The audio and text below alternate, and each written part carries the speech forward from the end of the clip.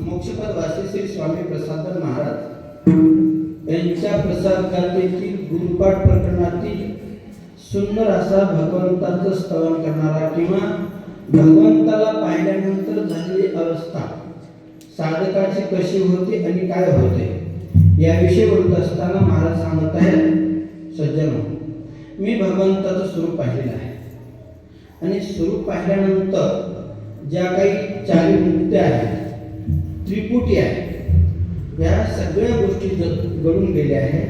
त्यानंतर तत्वाचा विसर पडला आणि त्यानंतर जीव आणि शिव ह्याही गोष्टी नाहीशा झाल्या. या सगळ्या गोष्टीची जी अवस्था आहे ही स्टेप बाय स्टेप, ज्याप्रमाणे जसं आकाशापासून असणारं वायू तयार होतं, वायूपासून तेज तयार होतं, तेजापासून असणारं पाणी तयार होतं आणि पाण्यापासून पृथ्वी तयार होते. तसं पृथ्वी असणारं पाण्यामध्ये, पाणी तेजामध्ये, तेज वायूमध्ये, वायू आकाशामध्ये, जशी जिथून उत्पत्ती झाली ती एक एक रूपानं असणं लयास गेली आणि मग माझी अवस्था एकरूपतेची झालेली आहे. असा हा सुंदर अभंग महाराज भगवंताच्या भेटीचा या ठिकाणी स्वरूपाचं वर्णन करत आहेत.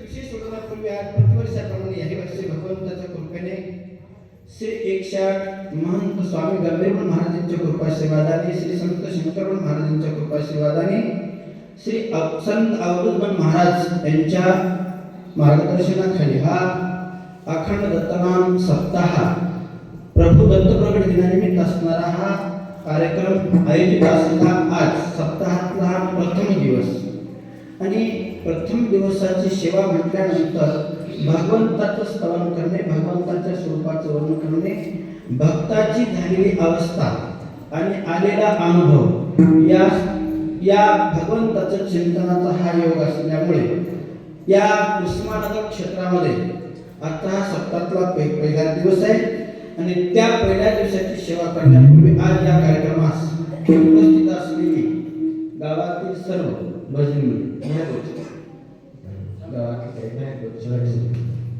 सुंदर असे मृदंगाचार्य, गायनाचार्य, टाळकरी, माळकरी, तसेच वेदांत संशिष्टम मुगट, तसेच बाहेर जाऊन आलेली सर्व भक्त मंडळी, श्रोते, सज्जन, मायबाप, आजचा हा प्रभू दत्तप्रभू प्रकट दिनानिमित्तचा हा प्रतिवर्षाप्रमाणे चालत आलेला हा योग भगवंताच्या दर्शनाच्या नंतर किंवा दर्शन घेतल्याच्या नंतर, दर्शनाला गेल्याच्या नंतर काय अवस्था झाली याचं वर्णन करणारा एक वाक्य. काही स्वरूपाचं, निर्गुण स्वरूपाचं वर्णन केलं, काही सगुण स्वरूपाचं वर्णन केलं. या सगळ्या स्वरूपाचं वर्णन काही ठिकाणी सांगितलं. मी देवाच्या दरबारात गेल्याच्या नंतर माझी अवस्था काय झाली तर महाराज, देवाचे द्वारी उभा क्षण भरी तेने मुक्तिचारी साधे, देवाचे द्वारी उभा क्षण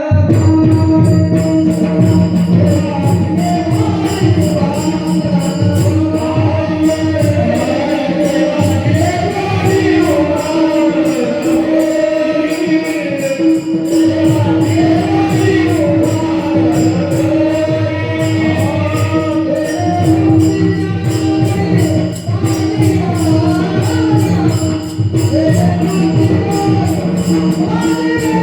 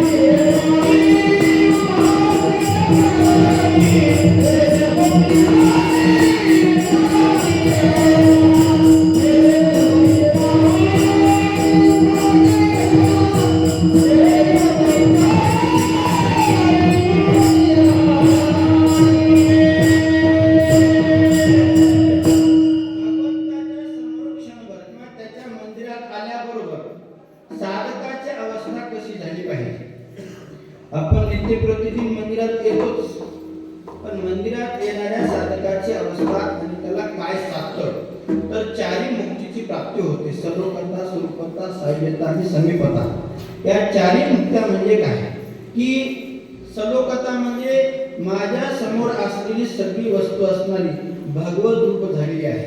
त्यानंतर समीपता म्हणजे मी त्या स्वरूपामध्ये विलीन झालेलो आहे. आणि सायुज्यता म्हणजे मी आणि तू हा भेद या किंचितही राहिला नाहीच. अशा या चारी मुक्तीचा भास त्या ठिकाणी प्राप्त होतो. आणि त्या भगवंताचं स्वरूप कसं आहे? माता शोभे जटा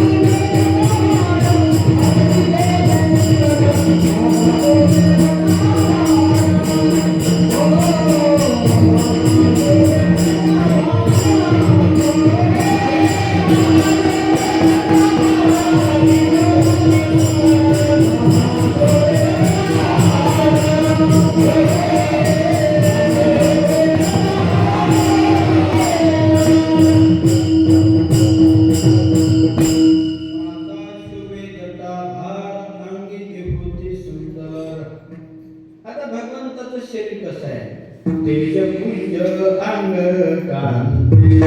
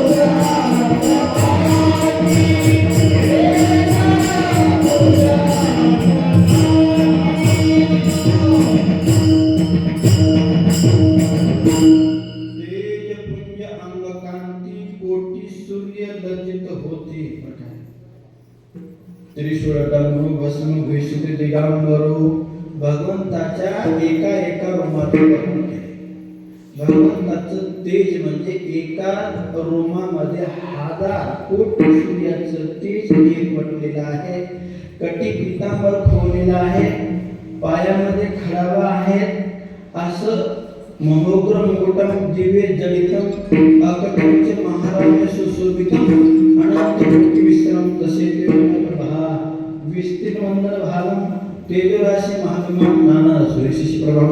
नाना सूर्याचं तेज भगवंताच्या एका स्वरूपामध्ये जडले असल्यामुळं त्या स्वरूपाला पाहिल्यानंतर भक्ताची अवस्था कशी झाली? पाये हरकले माना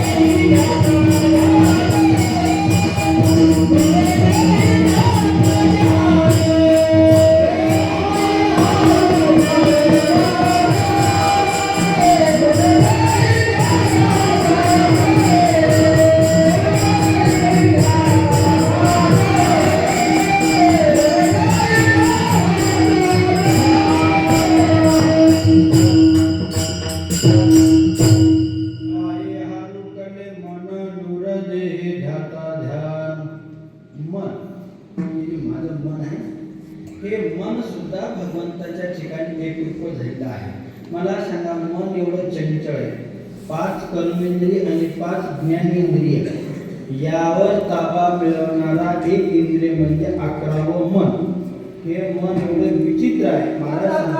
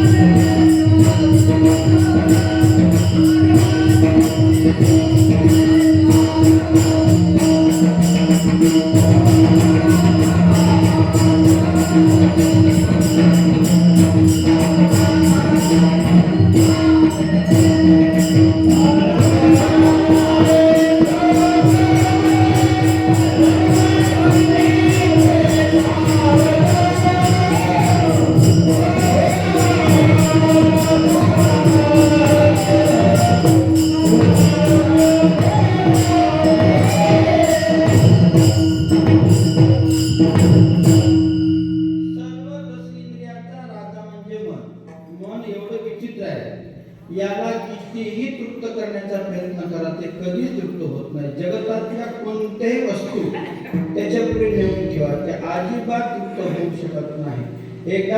मन एक कसं आहे, एखाद्या शेळीसारखं आहे. तृप्त होतच नसतं. एकदा बिरबलाच्या दरबारामध्ये अकबराच्या दरबारामध्ये बिरबलाने सांगितलं, बा ह्या शेळीला जो कोणी तृप्त करून आणेल त्याला योग्य ते बक्षीस दिलं जाईल. प्रत्येक जण घेऊन जाऊ लागलं आणि दिवसभर चांगला चारा घेऊन येऊ लागले. पण ते दरबारात हिरवागार चारा बघला की अजून त्याला खायला तयार असला. बऱ्याच लोकांनी प्रयत्न केला, पण एक दिवशी बिरबलावर बारी आली. त्यांनी म्हणलं, हिला तृप्त करायचं असेल तर माझ्याकडे. एक दिवशी तो घेऊन गेला. कुठंच चारा वनात कुठंच काहीच निर्णय, फक्त एक मुठभर चारा हातात धरला, डाव्या हातामध्ये चारा धरला, बोलवायचं आणि एक रट्टा द्यायचा. जवळ आले की एक रट्टा द्यायचा. असं दिवसभराचा कार्यक्रम झाला आणि 4 वाजता तिने मात्र थकली. म्हणजे चारा देत नाही, नुसतंच रट्टा मारते. तिने आता दुरूनच बघू लागली, पळून जाऊ लागली, दुरूनच बघू लागली, पळून जाऊ लागली. आता पळून जाईल. संध्याकाळी अजून दरबार भरला. त्या दरबारामध्ये त्या शेळीला आणलं. म्हणजे तृप्त झाली, 100% तृप्त झाली. मला बघा म्हणला तुमच्या हाताने. बिरबलाने असताना हातामध्ये चारा धरला, शेळीला बोलून आणलं आणि एका हातामध्ये काटूक धरूनच होतं. ते शेळीनं दिवसभर मार खाला होता. त्यामुळे त्या चाऱ्याचं भान राहिलं नव्हतं. ते त्या फक्त काठीच भेव राहिलं होतं. ती जवळ आली, हातातली काठी बघितली, जे पळून गेले ते पुन्हा दरबारात चालला. मला बघा म्हणला किती तृप्त झाली. तसं या मनाला तुम्ही कितीही विषयाने, किती पंच विषयाने जर तृप्त करतो म्हटलं तर त्याला तृप्त करण्याचं साधन विश्वामध्ये कुठंच नाही. तर महाराज सांगतात, या मनाला तृप्त करण्याचं एकच साधन आहे. आता कोठे धामे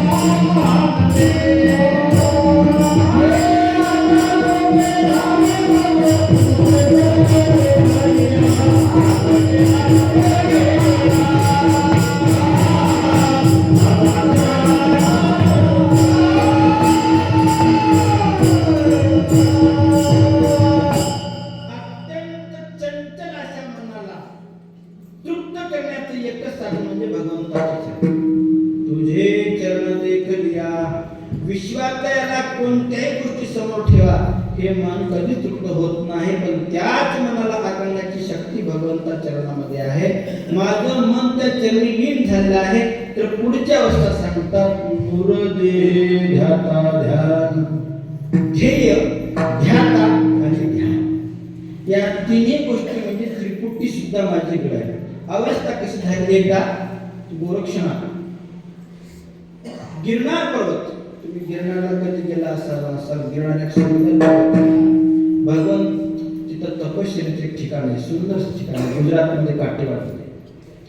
आणि मच्छिंद्रनाथाने सांगितलं, या ठिकाणी तुम्ही तपसाधना करून भगवान दत्तप्रभूची आराधना करा, भगवंताची भेट होईल. त्यास 12 वर्षीतलं अनुष्ठान मोडू नका आणि ते अनुष्ठान चालू ठेवा. म्हणल्यानंतर गुरुची आज्ञा, मंत्रमूलम गुरुवाक्यम मोक्षमूलम गुरुकृपा, गुरुची आज्ञा असणार मान्य करून गोरक्षनाथ तपश्चर्याला बसले आहेत आणि मच्छिंद्रनाथ असणार त्या ठिकाणी स्थिराज्यामध्ये निघून गेले आहेत.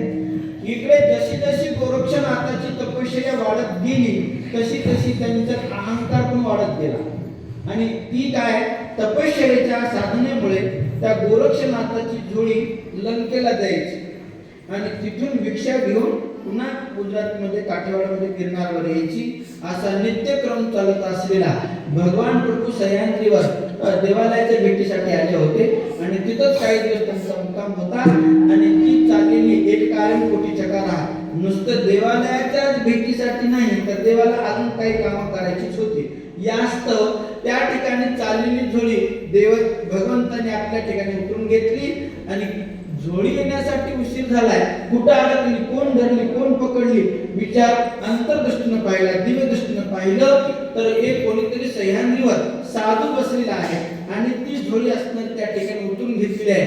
गोरक्षनाथाला खूप अहंकार आला आणि आकाश मार्गाने सह्याद्रीवर आल्याच्या नंतर एक साधू बसलाय आणि त्याच्या बाजूला झोळी उतरून घेतलेली आहे. आता गोरक्षनाथाचा क्रोध जास्त ताणावर झाला आणि वाटते तसे शब्द आता ते आपल्या बाजूने उच्चार नाही त्या पद्धतीने देवाला बोलू लागले. पण देव हसूच लागले, म्हणले तुला जर माझी ताकदच पाहायची असेल तर युद्धाला तयार हो. म्हणल्यानंतर देवाने सांगितलं बा युद्ध करावं, ठीक आहे, कुस्ती खेळणार मग कुस्ती खेळावं, क्रिकेट खेळणार क्रिकेट खेळावं, कोणी पाणी खेळणार पाणी खेळावं. आपल्यासारख्या महाराज लोकांना तसं कसं जमत, आपण काय खेळावं? म्हणले काही नाही, लपवाछपी खेळावं. दोघांनी ठरवलं लपवाछपी खेळायची. म्हणले कोण लपून बसणार? देव म्हणले तुम्ही लपून बसणार का मी? गोरक्षनाथ म्हणले मी लपून बसतो, अगोदर तुम्ही शोधून काढा. म्हणलं ठीक आहे, म्हणजे तुम्ही लपून बसा. आणि गोरक्षनाथ लपून बसले. प्रत्येक ठिकाणी गोरक्षनाथ लपायला सुरुवात केली, पण ताबडतोब क्षण न लागता ताबडतोब देवच ते, कारण त्याच्या विना अणुरेणूमध्ये भगवंताचं वास्तव्य असल्यामुळे त्यांना शोधण्यासाठी काही वेळच लागत नव्हता. कुठेही लपून बसले तरी एका क्षणामध्ये धरून आणू लागले. 4-5 वेळेस लपून बसले, ताबडतोब शोधून आणले. असा उपक्रम गोरक्षनाथाचा संपल्यानंतर देवाने सांगितलं माझी बाई आहे, मी लपून बसतो. भगवान परमात्मा लपून बसले. गोरक्षनाथाने भगवंताचा शोध घ्यायला सुरुवात केली. तळातळ वितळ रसातळ महातळ असे सप्त पाताळ शोधले. कर्मसृष्टी विकारसृष्टी दिव्यसृष्टी ब्रह्मसृष्टी 64 शोधल्या. तुम्ही म्हणाल 1-2 दिवस, 12 वर्ष असणारा देवाला शोधण्याचा प्रयत्न केला. गोरक्षाला अजिबात भगवंताचा अजिबात लवलेशी सुद्धा सापडले नाही. मग गोरक्षनाथ भगवंताचा धावा गुरुमहाराजांचा धावा करतात आणि शत्रूंचा धावा केल्याबरोबर मथुनात अकस्मात येतात. का कशा निमित्त असणारा हा तुम्ही माझा धावा केला आहे? कशासाठी? म्हणले बऱ्याच दिवसाखाली म्हणजे 12 वर्षाखाली एक तपस्वी सह्याद्री पर्वतावर बसला होता. त्यांनी माझी झोळी उतरून घेतली आणि त्या आमच्या दोघांमध्ये युद्ध झालं आणि ते लपाछपीचा खेळ आमचा त्यांनी आम्हाला शोधून काढलं. मात्र ते लपून बसले पण आम्हाला त्याचा शोधच लागला नाही. ते त्यांचं आम्हाला दर्शन घडून घ्या म्हटल्यानंतर त्यांनी विचारलं ते देव होते कसे, तुम्हाला युद्ध करणारे साधू होते कसे? तर त्यांनी सांगितलं तेजपुंज कांती होती, श्रीमठात जटाभार होता, पायी खडाव्या होत्या.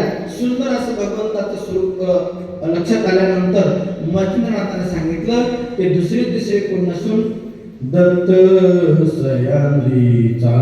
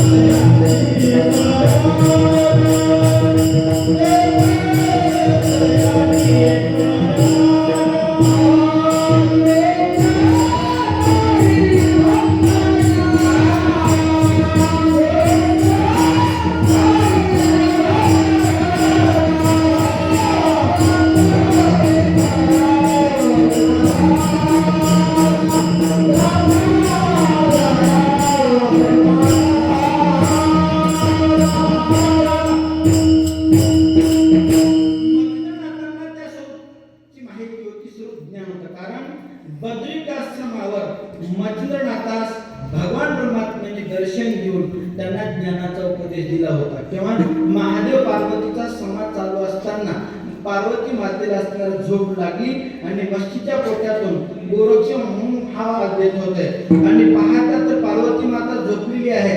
कोण आवाज देतं? आवाज कोणाचा आहे? म्हणल्यानंतर मच्छिंद्रनाथ सांगतात मी मत्स्यनारायणाचा अवतार आहे आणि मी आता अवतार घ्यायचा आहे म्हणून तुमचा हा बीजमंत्र मी ऐकलेला आहे. त्यांनी सांगितलं तुला मी पूर्ण ज्ञान दिलेलं नाही, आता आता उर्वरितचे ज्ञान आहे. तुझा जन्म झाल्याच्या नंतर बद्रिकाश्रमाला जा.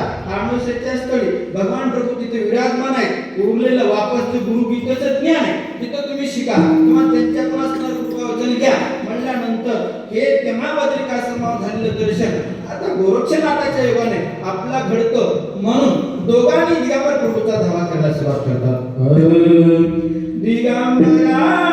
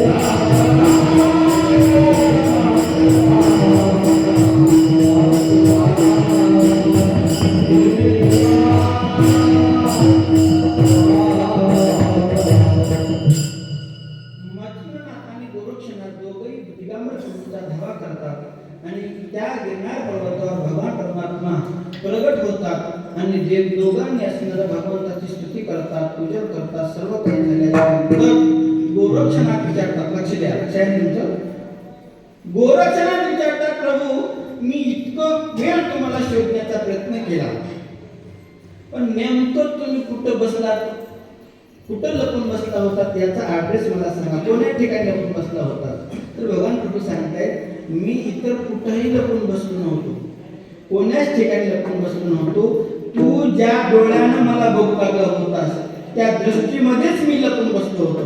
प्रसादून महाराज सांगतात, वैसवेले नेत्रपुटे ब्रह्मानंदे झालेला ती त्रिपुटी ध्येय, ध्याता आणि ध्यान हे त्रिपुटी सुद्धा माझी गळाली. आता त्रिपुटी संपूर्ण गळाल्याच्या नंतर भेटी लाभ मोठा, अवघा प्रपंच झाला खोटा, प्रमाद तोही 12 वाटा, पडू लागला सत्वर. आता प्रपंच आणि प्रमाद या दोन्ही गोष्टी घडून गेल्या. त्याच्या पुढची अवस्था अभंगाच्या पहिल्या चरणात मला सांगा.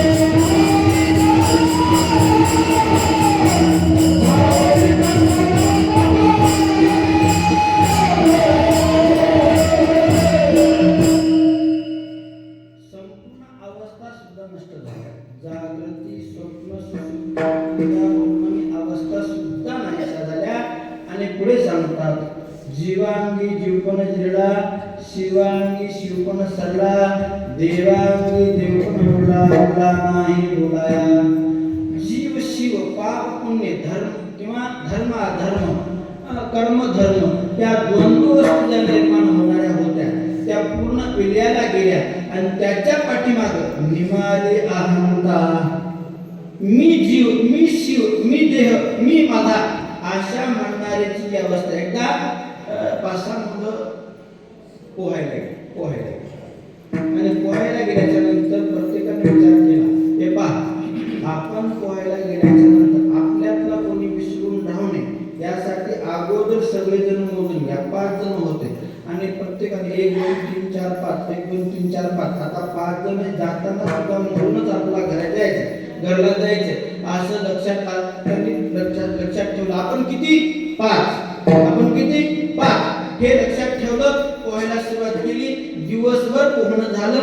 4 वाजता गावाकडे निघाले. अरे म्हणजे आपल्याला कोणी विसरून तर राहिले ना, म्हणजे बघा मोजून बघा 1 2 3 4 1 2 3 4 अरे एक 5वा कुठे गेला कळायलाच तयार नाही.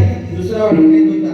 हे सगळे रडू लागले होते. म्हणले मामा आम्ही पोहायला गेलो होतो, आम्ही 5 जण होतो आणि इथे तर आम्ही 4 जणच आहोत, आमच्यातला कोण गेला आम्हाला कळत नाही. त्यानंतर तुम्हाला समजून सांगतो, तुम्ही 5 जण होतात ना, तुम्हाला 5 शोधून द्यायचं काम माझं, पण एक रट्टा खावा म्हणजे रट्टा द्या पण आम्हाला 5 आमचे शोधून द्या. म्हणल्यानंतर ते हातात काटून घेतलं. एकाला छडी मारली की एकाला बाजूला काढायचं, दुसऱ्याला मारलं की दुसऱ्याला बाजूला काढायचं, तिसऱ्याला मारलं की तिसऱ्या, चौथ्याला चौथा, 5 झाले 5. नेमकं काय होऊ लागलं, जे मोजणारा होता ते आपल्याला सोडून दुसरे 4 मोजू लागला होता, आपल्याला सोडून लागला होता. कारण तो त्या भीतीमध्ये माझं मी पण संपूर्ण असताना विरून गेलं होतं. त्यांना आपण खरंच 5 आहोत याची गॅरंटी विसरून गेली होती. तद्वत भगवंताचं दर्शन झाल्याच्या नंतर, भगवंताचं स्वरूप पाहिल्यानंतर झालेली अवस्था ध्येय ध्याता आणि ध्यान आणि त्याच्या मागं जीव आणि शिव अहंता या सगळ्या गोष्टी पिंडातल्या झाल्या. या गोष्टी सगळ्या पिंडातल्या गोष्टी तर नाहीशा झाल्या. आता ब्रह्मांडातल्या ज्या गोष्टी आहेत त्या अभंगाच्या 2 चरणामध्ये मला सांगू लागले.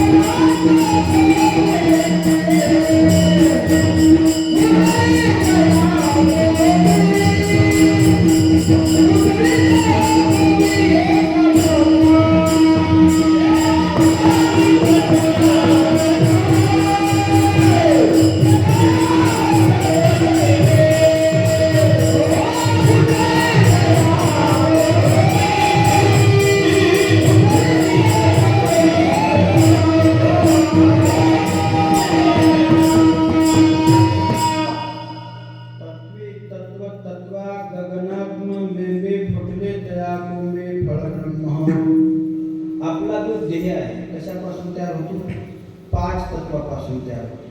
आणि त्या तत्वाचे उपतत्व असणारे 7 तत्व असे एकूण 128 तत्व असणारं त्या ठिकाणी तत्व तयार असल्यामुळं आनंद संप्रदायामध्ये 128 नामस्मरणेला महत्त्व आहे. आणि त्या 7 नामाचे 128 अक्षर होत असल्यामुळं आपण त्या तत्वाचा अनुसरण करून प्रथम नाम, द्वितीय नाम, तृतीय नाम, चतुर्थ नाम, पंचम नाम, षष्ठम नाम आणि सप्तम नाम या 7 नामाचा जप आपण लाखोळ्या म्हणून करत असतो. त्याचे 128 अक्षर आहेत आणि ते नामस्मरणाच्या माध्यमातून त्या तत्वी तत्वाचा विचार तुम्हाला शोधता येतो. आकाशाचे तत्व, पृथ्वीचे तत्व हे सर्वस्व असणारे तत्व ज्यापासून जसं आकाशापासून मी मागे सांगून गेलो, आकाशापासून तेज तयार झालं, तेजापासून वायू तयार झाला, वायूपासून पाणी तयार झालं, पाणीपासून पृथ्वी तयार झाली. आता लक्षात घ्या, यांनी जर समजा आपली मर्यादा उल्लंघन केली, 22% पृथ्वी आणि 78% पाणी, बरोबर. या पृथ्वी तलावर पाण्यानं जर मर्यादा उल्लंघन केली तर तुम्ही आम्ही अजिबात शिल्लक राहू शकत नाही. त्याच्यानंतर त्या पाण्याच्या दुप्पट असणारा वायू आहे. सुनामी तुम्हाला वायू पुरे झाला होता. अनेक खेडेपाडे, समुद्रकाठचे बरेच काही जीव मात्र अगणित त्या ठिकाणी एका क्षणामध्ये नाहीसे झाले. कारण पाण्यापेक्षा वायू दुप्पट आहे आणि वायूपेक्षा तेज दुप्पट आहे आणि तेजापेक्षा अनंत पटीने आकाश. या 4 युग होतात. किती होतात? 4 युग होतात. कृतायुग, त्रेतायुग, द्वापारयुग आणि कलियुग. 14 चौकडीची एक मनु होतो. 14 मनुचा एक प्रळय होतो. 100 प्रळय झाले की इंद्रदेवाचा 1 दिवस होतो. इंद्रदेवाचे 100 दिवस झाले की ब्रह्मदेवाचा 1 दिवस होतो. ब्रह्मदेवाचे 100 दिवस झाले, आता पुढच्या विषयामध्ये खूप सांगितले, ब्रह्मदेवाचे 100 दिवस झाले की विष्णूचा 1 दिवस होतो. असे ज्याचे त्याचे असणार आयुष्य मर्यादा संपत आली मग उपजे ते नासे, नासे ते पुनरपी दिसे, घटिका यंत्र दैसे परिब्रह्मिका. हे घटिका यंत्राप्रमाणे असणार तिथे जातं केव्हा कुठपर्यंत हे तत्व. तसं आपल्या शेतामध्ये आपण शेण पेरत असतो, त्याच्यावर आवरण असतं. पहिले जे आवरण आहे पहिले त्याच्यामध्ये पांढरं आवरण असतं, त्याच्या मग शेंगदाण्यावर लाल आवरण असतं, त्याच्यामध्ये एक असणारी 2 कोंबी तयार होतात किंवा त्याच्यामध्ये 2 फळ्या तयार होतात आणि त्याच्यामध्ये सूक्ष्म असे कोंब असतो. असे 5 तत्व एकत्रित येतात आणि एकत्रित येऊन कोंब फुटते, बरं का. त्यामध्ये लयाच्या ठिकाणी हे एकाग्र रूपानं असणारं बीजांकुर होऊन उठत असतात. तद्वत या सृष्टीची निर्मिती आणि लय ह्या सगळ्या गोष्टी घडतच असतात. म्हणून महाराज सांगतात, मी भगवंताची दृष्टी स्वरूप पाहिल्यानंतर माझ्या देहतत्वाचा तर विषय मिटलाच, परंतु बाह्य तत्व जे आहे आग, तेज, वायू, आकाश आणि पृथ्वी याच्यामध्ये झाली तत्वामध्ये लीनता झाली किंवा विलीन झालेली अवस्था. जसं गोडाकुंड जन्मसागराचे पोटी, तोविरे शेवटी सागरत्वे, ब्रह्मबीजा देती माया जीव सृष्टी, स्त्री ज्ञान दृष्टी ऐक्य भावे, कर्पूर आग्नित्य पावे करूप पुरेची तद्रूपानुमात्र. या अख्ख्या पिंड ब्रह्मांडाची उत्पत्ती स्थिती जी आहे ती परिपूर्ण निमालेली आहे. त्या ठिकाणी या सर्व पिंड ब्रह्मांडाची निर्मिती जे कोणी आहे ती सुद्धा काय झालेली आहे, अभंगाच्या तृतीय नावाने मला सांगू लागले.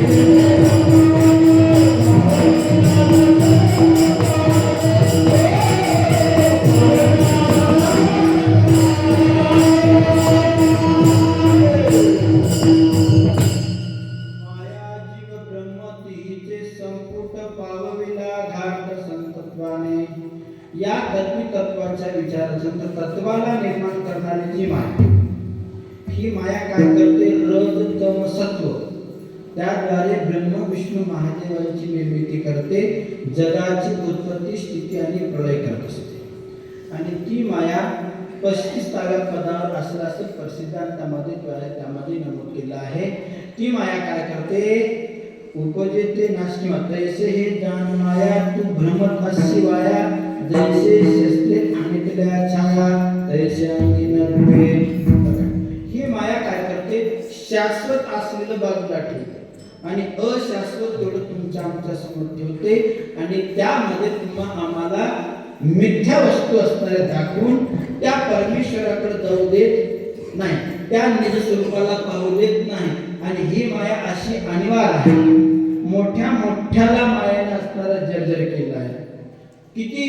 ज्यांनी हजारो वर्ष तपश्चर्या केलेली आहे. विश्वामित्रा धरणी माया गेला मायेशी छेडाया, झाला नराची नार रे, झाली 60 पोर रे, माया मोह दुर्गंधिसाला हरवल्या. ही माया तुम्हा आम्हाला अशाश्वत असलेलं ही काय करते? थोडंसं दृष्टांताने सांग.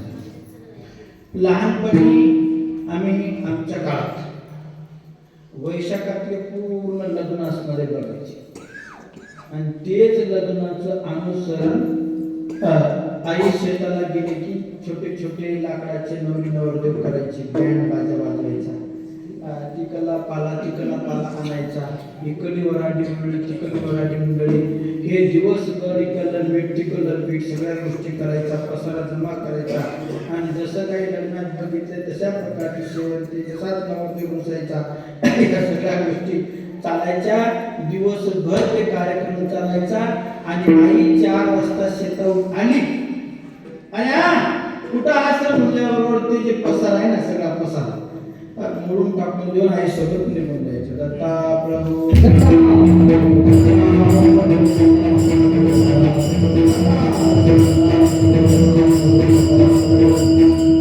निर्गुण परमात्म्याच्या इच्छित मार्फत ही माया तयार झाली असते आणि ती माया सर्वस्व आपला पिंड ब्रह्मांडाचा उभारा करते.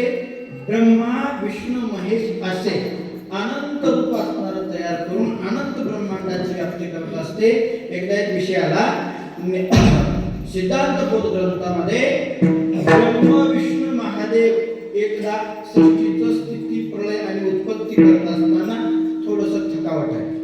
ब्रह्मदेवाने सांगितलं आपण किती असणार ही उत्पत्ती करत आहोत, विष्णुदेवा तुम्ही प्रतिपालन करता, याच्यातला काही फायदाच नाही व कशाला एवढं असणार खटाटूप करता, आपला सीन आलाय असं म्हणल्यानंतर विष्णू म्हणाले बाबा तुम्ही तयारच करत नसाल तर आम्ही प्रतिपालन कशाचं करावं, तर आपण दोघं तिघे असणार विश्रांती घेऊ असा विचार करून गिरिकंदरामध्ये, हिमालयाच्या गिरिकंदरामध्ये तिघही जण असणार विश्राम करण्यासाठी गेले आणि इकडे सृष्टीचा कारभार पूर्ण बंद पडला.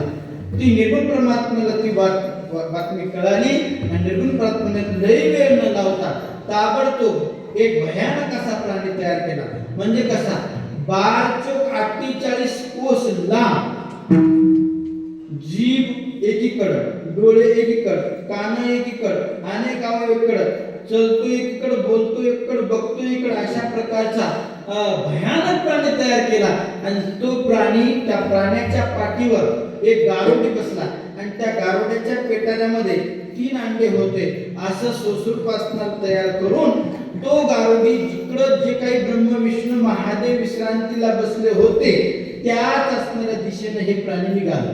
आता मला सांगा 15-16 डब्याची रेल्वे सगळं नांदेड गरजेचे महाराज एवढं धडधड वाजले. आता 48 कोसाचा रेल्वे प्राणी चालला म्हणजे काय थोडी गर्दी होणार, एवढ्या भयानक अवस्थेमध्ये चाललेली ब्रह्मदेवाला जाग आली. म्हणजे काय भानगड आहे, काय हालत, कशासाठी धडधड वाजतोय, असा कंप का सुटतोय. तुम्ही बघता तर काय एक मोठा भयानक प्राणी चाललाय आणि त्या प्राण्याच्या पाठीवर एक गारुडी आहे आणि त्या गारुड्याच्या हातामध्ये पेटार आहे.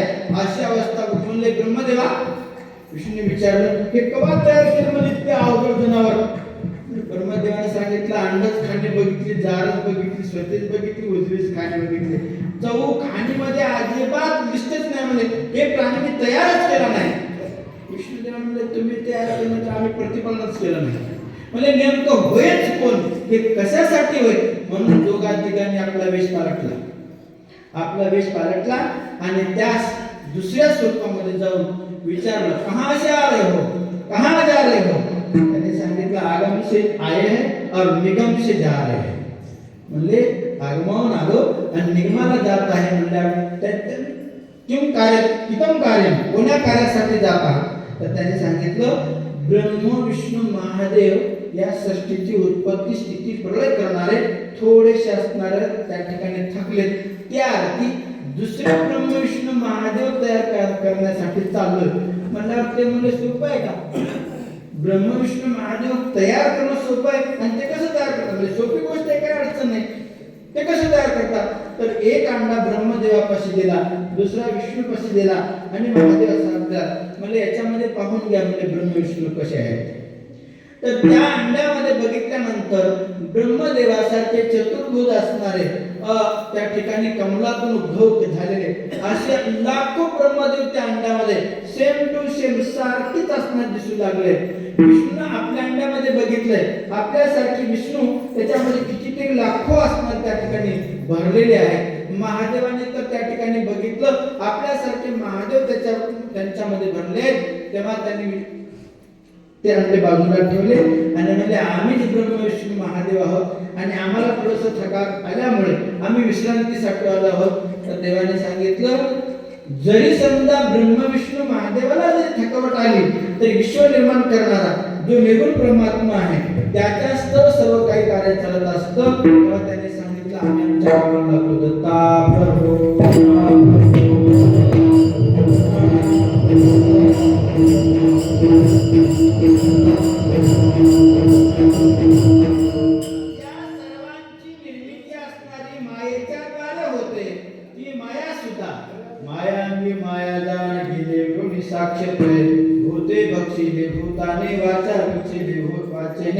मृत्यू गिळा मृत्यूने वेदे वेद बक्षिले अज्ञान अंगीचे अज्ञान ज्ञाना अंगी विरले ज्ञान माया अंगी माया जाण गेले विरोनी साक्ष पै.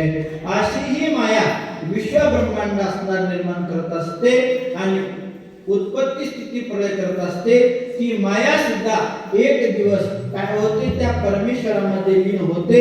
हे माया जीव आणि ब्रह्म तिहीचे संपुट पावविला घाट संतत्वाने. अशा संत गतीने मी माझी पूर्ण अवस्था असणारी भगवंताच्या स्वरूपामध्ये लीन झाली आहे आणि त्याच्यानंतर कठीणातला कठीण घाट कोणता आहे ते मी कसा सरस केला आहे, ते कसा नाहीसा केलाय याचा भावार्थ आपल्याला समजून सांगण्यापूर्वी एक वेळ भगवंताचं चिंतन करा. सुंदर चाल होईल आणि शेवटचा भावार्थ होईल. दत्तराज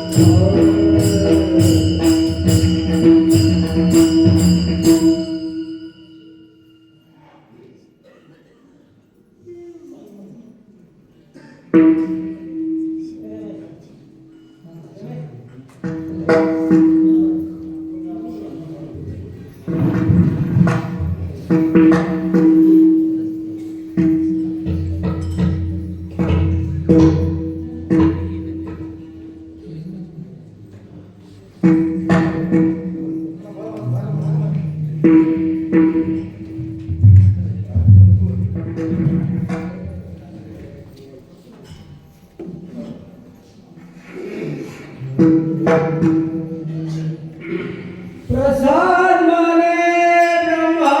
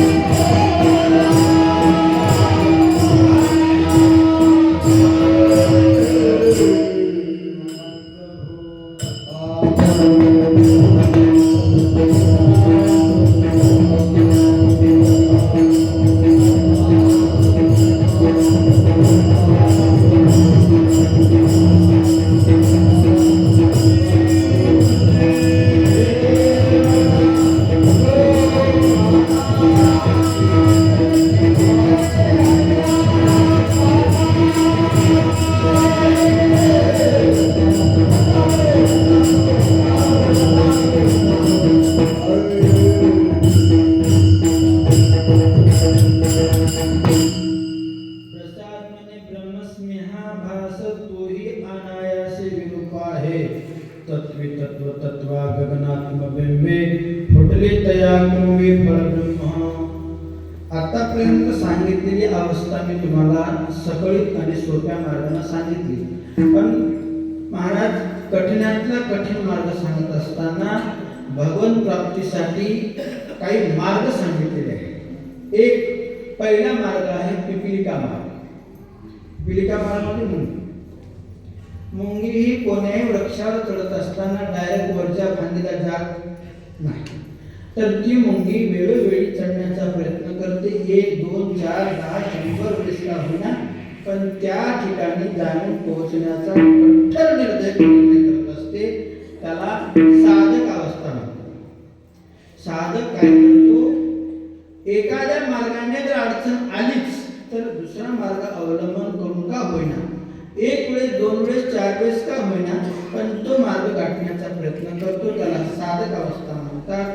दुसरा मार्ग आहे विहंगम मार्ग. दुसरा मार्ग आहे कपी मार्ग. कपी मार्ग म्हणजे वानर.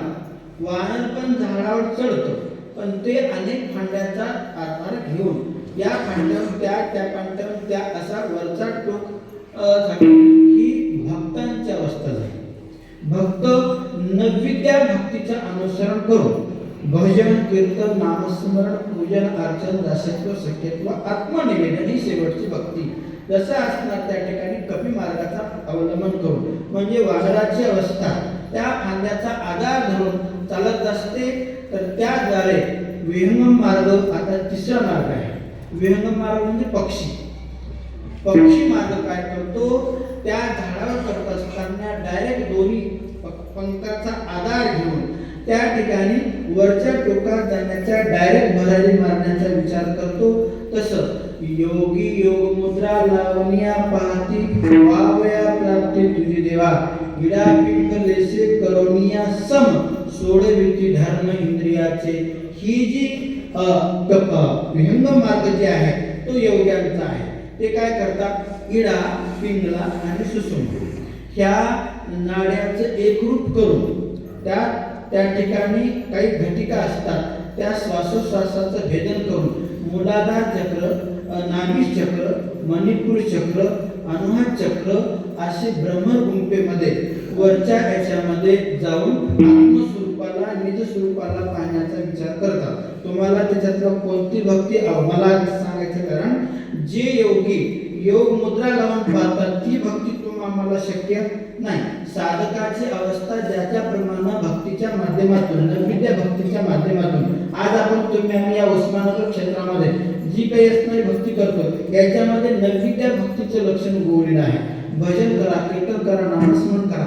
का योगी होऊन जर तुम्ही देवाकडे जाल तर काय अवस्था होते लक्षात घ्या, आणि भक्त होऊन जर देवाकडे गेलं तर काय अवस्था होते सांगतो तुम्हाला. योगी होऊन भक्त देवाकडे जाणे म्हणजे वानराच्या पिल्ल्यासारखं आहे.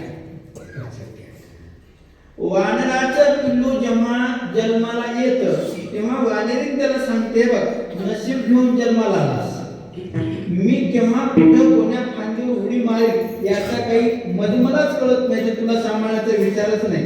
तुला जर जगायचं असेल, तुला जर जिवंत राहायचं असेल तर तुला एक आताच मी वेळोवेळी सांगत नाही, हे बघ तू माझ्या पोटाला धरून जर राहशील तर कदा काळी तू वाचशील, आणि माझ्या पोटापासून जर तू दूर गेलास, माझ्यापासून जर दूर गेलास तर तुझी जबाबदारी माझ्यावर नाही. विषय संपला. आता तेच मांजरी पण पिल्लाला जन्म देते, बरोबर आहे. मांजरी सुद्धा पिल्लाला जन्म देते, पण डोकोबाचा स्वभाव वाईट आहे. ते कवा घात करील याचा काही ठाक लागता येत नाही. म्हणून ती मांजरी काय करते, त्याला वेळोवेळी या कंदीतून त्या गाडात त्याच्यातून या बिळात असं त्याला चांगलं मोठं होईपर्यंत ते त्याच्या ताकदीत सामर्थ्य ते पण होईपर्यंत त्याला वेळोवेळी जपण्याचं काम करते.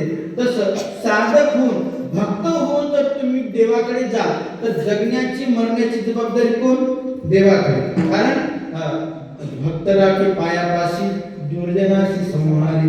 भक्ताला आपल्या जवळ कसं साथ ठेवता येईल आणि त्याला काळापासून दूर कसं करता येईल. वाघ किंवा बोक्यारूपी काळ हे काळ कवा घाला घाली याला सांभाळण्याचं काम ती मांजरी जसं असणार त्याला वेळोवेळी करत असते, त्याप्रमाणे आता चौथा मार्ग आहे, तुम्हाला माहिती आहे. चौथा जे मार्ग आहे तो मीन मार्ग आहे. आता मीन मार्ग कोणता आहे? राजहंस पक्षी निवडी क्षीर नीर ज्ञानिया विचार भावा तैसा जगी दैवताचे पातळती लोभ म्हणून या मोक्ष मार्ग. मीन मार्ग म्हणजे मासा. मीन मार्ग काय? मासा ऊर्ध्वगतीने पोहोच जातो. तुम्ही आम्ही अधोगतीने म्हणजे जिकडे पाणी वाहत तिकडं पोहोच जाण्याची प्रॅक्टिस तुम्हाला आहे. पण एकच असा प्राणी आहे की उलट्या दिशेने पोहतो. उलट्या दिशेने पोहतो आणि जिथून गंगेची पाझरता तयार झालेली आहे तिथपर्यंत पोहण्याचं काम मासळी करत असते. तद्वत ज्ञानी लोक काय करतात? ज्ञान आणि भक्तीचं साधन घेऊन त्या जीव आला कुठून आणि नेमकं याला कुठे जायचं, आला कुठून जाणे कोठे तया सांगिताय काया नाशिवंत. प्रसाद मला सांगतात तो विचार शोधण्याचा काय करतात? राजहंस पक्षी निवडी क्षीर नीर ज्ञानिया विचार भावा तैसा जगी दैवताचे पाजळती डोंब म्हणून या मोक्ष मार्गी. ते संत, ते योगी, ते ज्ञाती. मग कारण ज्ञानाचे प्रकार सांगितले आहेत. अज्ञानातला अज्ञान वेगळा, ज्ञानातला अज्ञान वेगळा, ज्ञानातला ज्ञान वेगळा. पण त्याही पेक्षा महाराज सांगतात मीन मार्ग कसा श्रेष्ठ आहे? जसं सरिता सागरा शरणाली ते स्मरणे सिंधू झाले किंवा आनंदाचे दोरी आनंद तरंग आनंदाचे अंग आनंदाची ही अवस्था परिपूर्ण प्राप्त झाल्याच्या नंतर एक तत्वमसी नावाचा एक उपदेश आहे. लक्षात घ्या, अभंगाचा मंत्रार्थ खूप कठीण आहे. साध्या सामान्य माणसाला समजण्यासारखं महाराज अभंगामध्ये लिहित नाही. तत्वमसी अहम ब्रह्मस्मी त्वम ब्रह्मस्मी या वाक्याचा जो उपदेश आहे ते सुद्धा अनायासे म्हणजे आता याला म्हणजे जसं एक 7 पर्वत एका माणसाने काय केले? अगदी कठीणातले कठीण चढलेलं आहे. काय केलंय? ते पर्वत पूर्ण चढले, 7 पर्वत चढलेला आहे आणि आता खालची उतार लागली. आता उतार लागली. मग उताराची वेळ आता अनायास कुठला सायास. आम्ही चढताना कोणत्या शिडीचा आधार घेतला, कोण्या घोड्याचा आधार, कोण्या वाहनाचा आधार, अनेक साधनाचा आधार घेतला. मात्र खाली उतरताना आम्हाला कुठला सायास करावी लागली नाही. जसं नलगे अनेक सायास प्रसादने तुझे अनेक गोष्टीचा आधार घेत असताना सायास करावी लागते.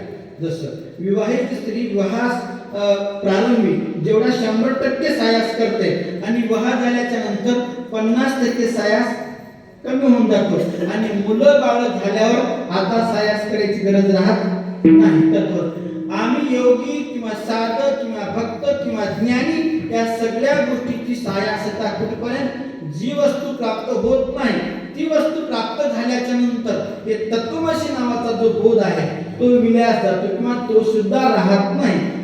प्रसाद मनी ब्रह्म स्नेहा भास तोही अनायास विरूपाय तत्वी तत्व तत्वा गगनात्म बिंबे फुटले तया कुंभी फळ ब्रह्म. हा सुंदर साधकाचा भगवंताच्या दर्शनाला गेलेला लाभ हा याच्या जीवनामध्ये प्राप्त झालेला अनुभव.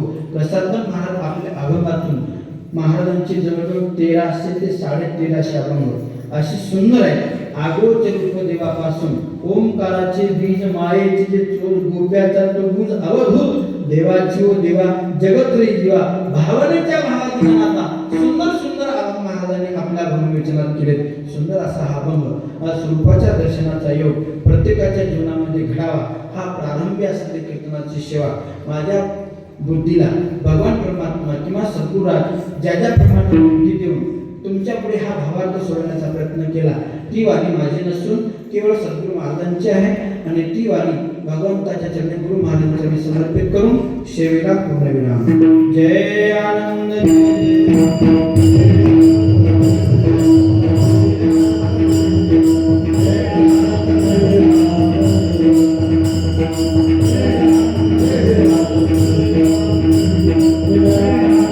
Thank you.